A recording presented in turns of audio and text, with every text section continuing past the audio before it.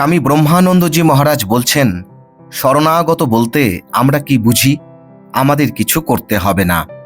আমরা কি হাত পা গুটিয়ে বসে থাকব? না, তা নয়।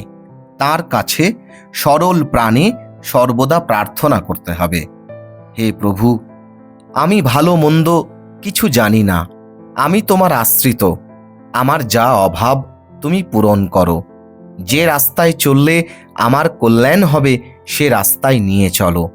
তোমার স্মরণ মনন করার শক্তি দাও। তিনি ছাড়া যে আর কিছু নেই।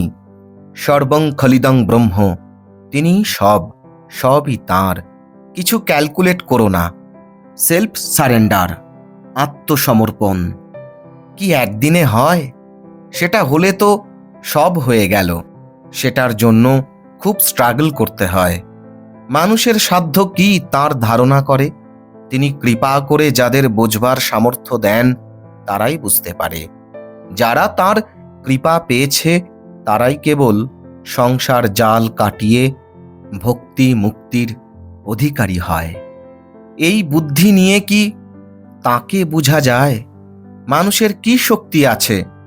তার শরণাগত হও। তার যা ইচ্ছা তাই তিনি করুন। তিনি ইচ্ছাময়, তাকে ভালোবাসতে হবে, তার জন্য ব্যাকুল হতে হবে। তার শরণাগত হওয়া, তার চরণে নিজেকে বিকিয়ে দেওয়া সোজা কথা নয়।